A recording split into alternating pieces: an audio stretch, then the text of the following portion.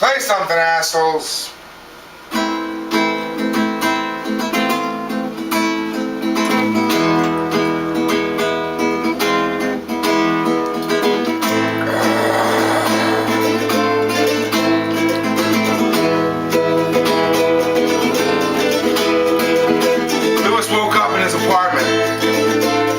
Cup of coffee and a French press like he normally does. Lewis was a very together guy. His life followed a certain line of thinking and a certain linear way of action.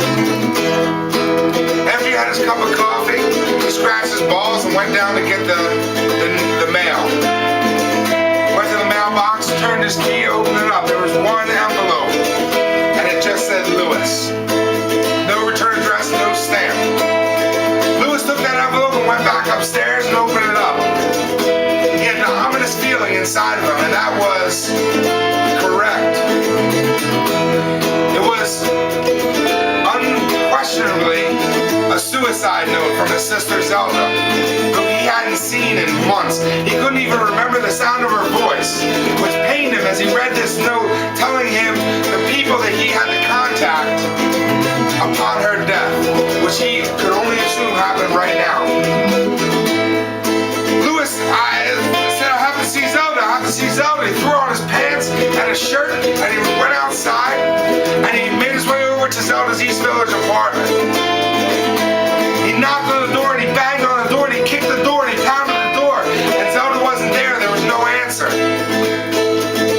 The neighbor, little old lady, opened the door up and stuck her head out. And Lewis said, where's Zelda? Where's my sister? She's my sister. Where's my sister? The little old lady said, I ain't telling you shit. Running, running, running, running, running, running, running, running. Running, running, running, running, running, running, running, running. Running, running, running, running, running, running, running, running. Running, running, running, running, running, running, running, running. Lewis looked at the list and he saw that there was at the very top there was a guy named Dan, and in parentheses it said Jew. If you're gonna name someone and put Jew in parentheses, that means they're pretty fucking Jewish. Lewis made his way to Dan's apartment. The address was on there. He was trying to unravel this mystery. And he got to Dan's apartment and he knocked on the door, and a tall man with dark hair answered. He was ultra-orthodox, you could tell. Didn't even smell like bacon. Lewis said, my name is Lewis. I'm Zelda's brother. Dan said, Zelda didn't say anything about you. We were in love for a long time, but I don't know what happened. She just kind of left. In that moment, you could see that Dan was there was a scar and a scab that was ripped open right in front of him. He said she left me with no explanation. I didn't know what happened. She didn't even tell me. There was nothing. I haven't even seen her. I haven't even seen her in about a year. Didn't even know what to do. Running, running, running, running, running, running, running, running. Running, running, running, running, running, running, running, running. Running, running, running, running, running, running, running, running. Running, running, running, running, running, running, running, running.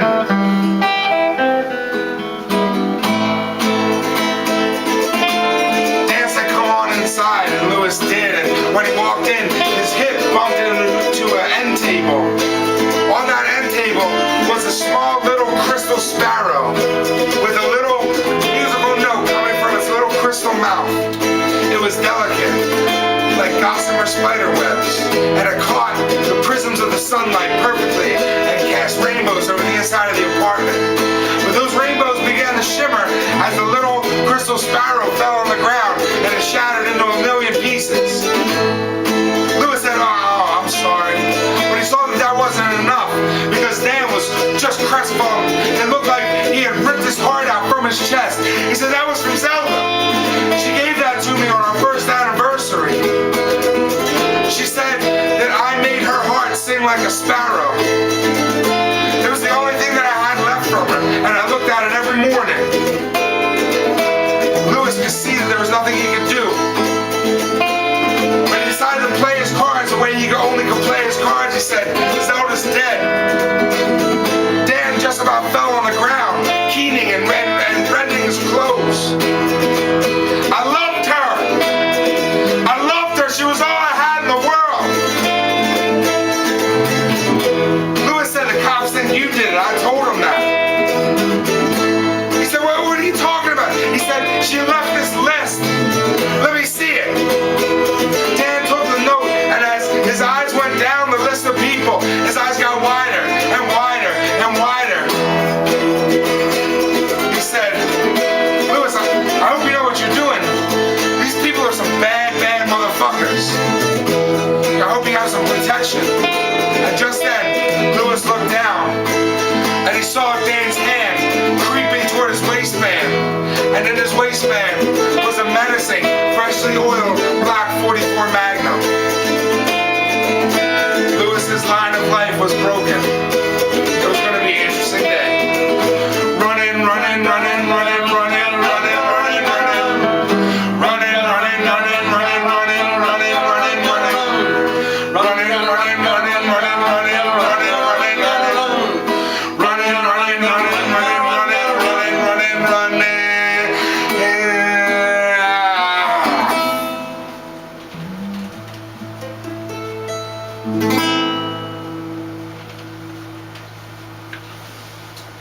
BTK, motherfucker.